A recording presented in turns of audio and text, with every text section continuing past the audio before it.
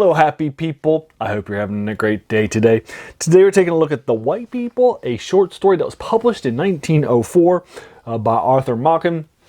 It's a part of the deep collection dive that we're doing into of Arthur Machen. This is a collection of The White People and Other Weird Stories that was published, and it's edited by J.T. Soshi, which is written and published by Penguin Classics in 2011. So we're taking a deep dive into it. This is the next short story in this collection.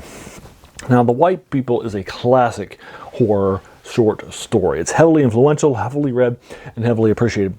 And a lot of people, this is their favorite short story by Arthur Machen. Definitely get where they're coming from. It has some great writing in it, some great detailing. I also enjoy the green book part of this narrative. I think that there's a lot of stuff in it. It has a fun awesomeness and a horror aspect combined, much like an Algernon Blackwood would have. And I think that this is probably the best example of that in Arthur Machen's work. Something that Algernon Blackwood is generally considered to be the master of. Lovecraft would do it later on in his works. Modern people occasionally will try to get to it, like a Ramsey Campbell, and his novel Midnight Sun's a good example. But I think that Arthur Machen does a good job in this short story. Arthur Machen, this short story was probably written in 99, maybe a year or two earlier, but the best research that I could find out, it was in the late 90s at some point in time, but probably 99 was the best guess for when it was actually written proper. When he's trying to find a novel or a voice or some stuff, and this is kind of a concept that comes to him. The White People. White People was heavily influential, heavily read. People like H.P. Lovecraft loved it. H.P. Lovecraft really enjoyed Arthur Machen. And he wrote to his fellow writers from various magazines and the pulps about some of the great stuff that he appreciated from Machen. And he actually lists some of the works that he would include in a best of horror short story collection if he was ever to publish one. And Arthur Machen is the only author that has multiple works in it. Even Edgar Allan Poe just has The Fall of the House of Usher. So that's pretty cool. I read my first Arthur Machen collection in the winter of 2005-2006. When I read in college, finished up in 99, in 2001 for my first grad degree. And I read a lot of Lovecraft when I was in college, and I really enjoyed it. Picked up the Del Rey collections. Then I read a few Lovecraft collections here and there in the Cthulhu mythos, and then just general Lovecraft stuff, and I really enjoyed the influences on him, so I wanted to do a deep dive into that. So I read some stuff by Algernon Blackwood. I consider this short story, The White People, to be in the a Generation Zero story in the Cthulhu mythos. And by that, what I mean, and I talk about this more details in the Generations of the Cthulhu mythos, but basically I see the works that are being written during the time of Lovecraft and his peers as being like the first generation. And then after he dies, through roughly 1960s being the second generation, 1960 through roughly 1980 being the next generation, and then we're currently living in the fourth generation. But I also call Generation Zero those stories that were written before Lovecraft starts writing his mythos, that were either incorporated into the mythos proper by adding in elements like Hastur from Ambrose's Pierce, or were heavily influential on the mythos. And so I see this as a Generation Zero short story. So, anyway, what winds up happening in this short story, just to keep my reviews brief, because I don't want to spend too much time, because I want to keep it spoiler-free in case you haven't read it. Basically, what winds up happening is that we open up about 8 pages in a 38-page short story that is a conversation between two key people about the nature of evil. One of these people is named Ambrose, the other person is our main point of view character.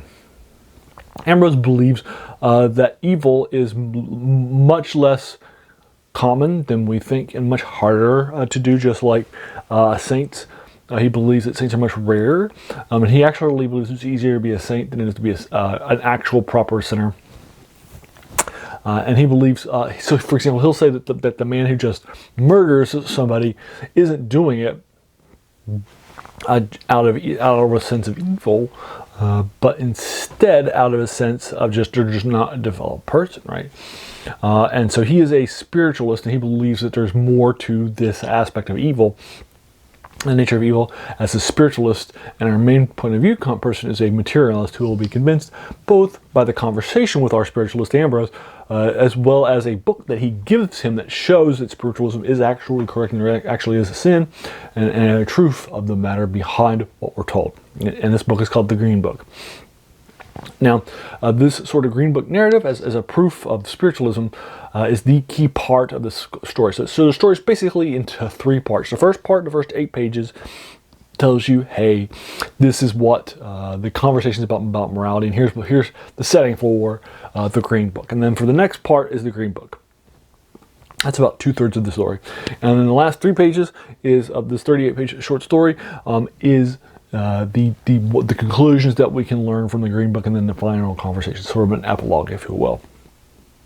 So the Green Book is sort of a found narrative. We'll find out where the Green Book comes from, where Ambrose found it, right, and these sorts of things that will contextualize the short story. Now the Green Book itself is also divided into 3 parts. The first part is the White Day. The second part is stories that they were told by their nurse, and then the third part, the conclusions thereof of these 2 setups that I really do enjoy. This is my 3rd time reading this short story. I've read it twice before, but I haven't touched it in years. I knocked it out over 2 days. It's about 38 pages long. It took me about an hour and 35 minutes for me to knock it out. But 45 minutes one day, 50 minutes another day. So I knocked it out across 2 days, and I just finished it yesterday for the 3rd time. And I really enjoyed it. The White People. Again, this is a lot of people's favorite Arthur Machen story, although I think it's probably more The Great God Pan. In my opinion, is my favorite short story, but I definitely get why people like this. So I'm going to be giving this classic an 8 out of 10. It does have some issues. So let's talk about a few issues that I have with the first one. The first one, this thing is rich in descriptions and well-written descriptions, which is a good part of this short story. But this short story has way too many descriptions and not enough plot. This short story it has that classic issue that there's just not a lot of stuff happening. It's having the issue of more telling than saying, like a movie would have. I feel that that's a big issue. There's just a whole lot of stuff. I also feel that the setup, which is like fully a third, 8 pages out of a 38-page short story, and then 3 pages to conclude 11 pages. That's basically a third, roughly, of a 38-page short story, right? So you're spending like about a third of the story just talking about the nature of evil, and having conversations about it. I think you could have easily have cut 3 or 4 pages about the nature of evil in this world, and still have had the opening, still have had the conclusions, right? I just don't think that I just don't think that that's really, and I don't think that the Green Book itself is a great example of how that's to be the case, right? So I do think there's just more telling than showing. I think there's just not a lot of plot in the book. In the Green Book narratives particularly, I think there's just too much setup time for it, not enough right close. But I think the closure time of 3 pages is fun. Now, my favorite thing that happens in the Green Book is a scene that has stuck with me a few times, and that's the scene where our protagonist gets dizzy during the White Day, which I find a particularly interesting narrative, and I really enjoy that scene.